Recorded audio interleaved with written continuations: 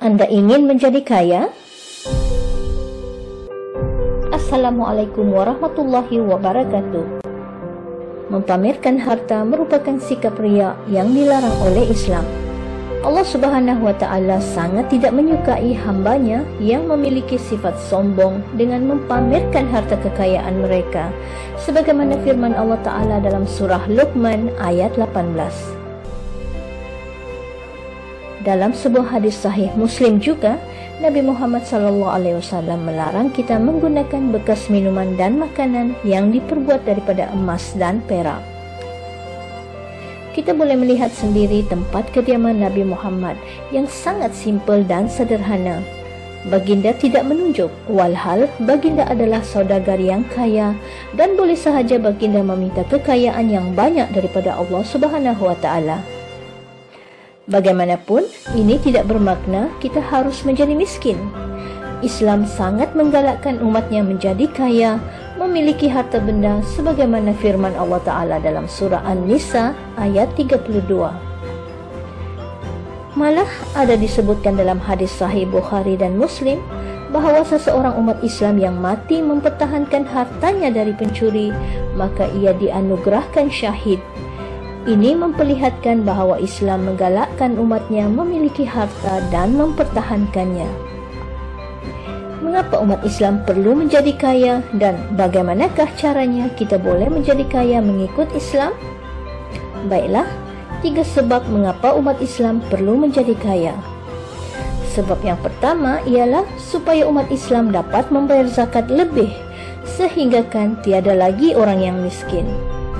Terdapat banyak surah yang menjelaskan umat Islam harus berzakat dan akan memperoleh pahala yang besar dengan berzakat kepada umat yang memerlukan dan anak-anak yatim. Oleh itu, untuk menjadi kaya, maka kita perlu memasang niat untuk berzakat lebih. Insya Allah, perjalanan kita akan menjadi lebih mudah. Sebab yang kedua, kita juga dapat bersedekah lebih. Melalui surah Al-Munafikun ayat 10, kita dapat membayangkan betapa besarnya pahala bersedekah, sehinggakan orang yang telah mati ingin hidup kembali untuk bersedekah. Sebab yang ketiga, dengan menjadi kaya, kita akan dapat membantu diri sendiri dan keluarga. Melalui sebuah hadis sahih Muslim daripada Abu Hurairah radhiyallahu anhu, kita dijelaskan bahawa kita mendapat ganjaran pahala yang besar jika kita berusaha dan bekerja untuk memberi nafkah kepada keluarga sendiri berbanding sedekah kepada orang lain. Lalu, bagaimanakah caranya untuk menjadi kaya menurut Islam? Di antaranya, menyimpan emas dan perak, mengumpul kekayaan daripada laut dan berniaga.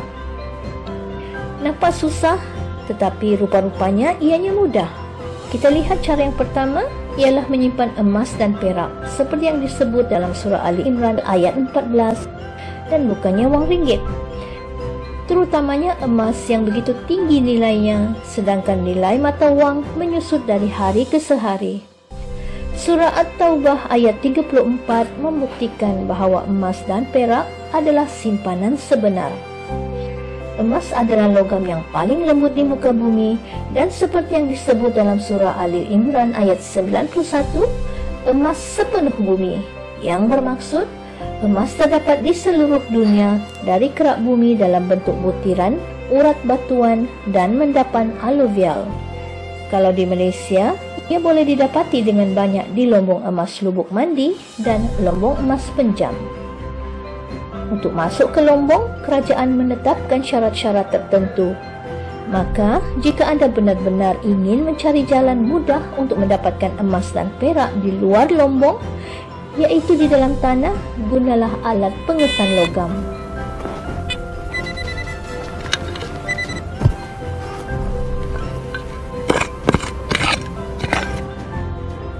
Untuk lagi mudah dibenarkan oleh bank negara dan patuh syariah, anda boleh juga mengikut pelaburan emas dengan Quantum Metal atau lain-lain syarikat pelaburan emas yang patuh syariah.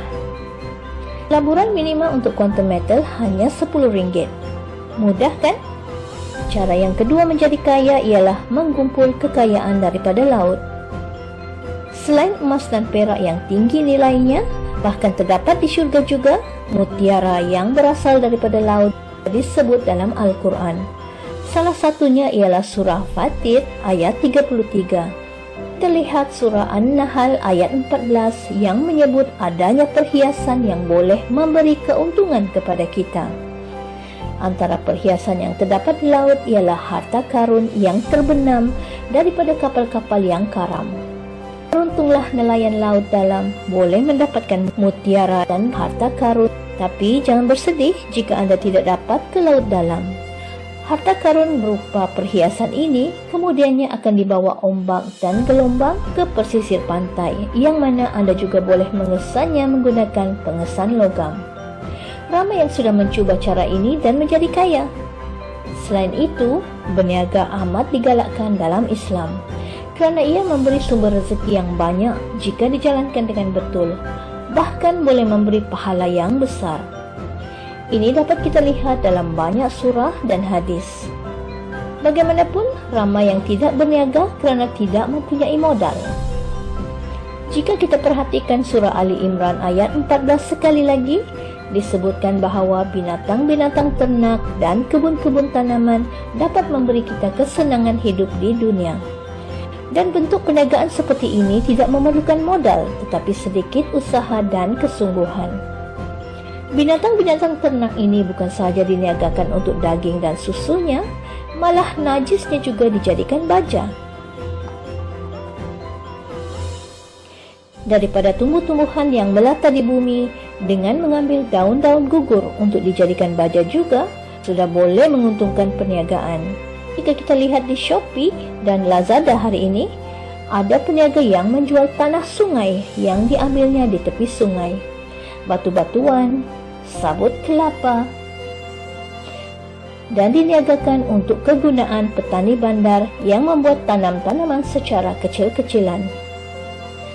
Oke guys, itu di antara beberapa pilihan untuk menjadi kaya dalam Islam. Jika Anda mempunyai cara atau cadangan lain, silalah menulis di ruangan komen. Terima kasih kerana menonton, semoga bermanfaat. Jemput like, share dan subscribe. Assalamualaikum warahmatullahi wabarakatuh. Kita jumpa lagi di video yang lain.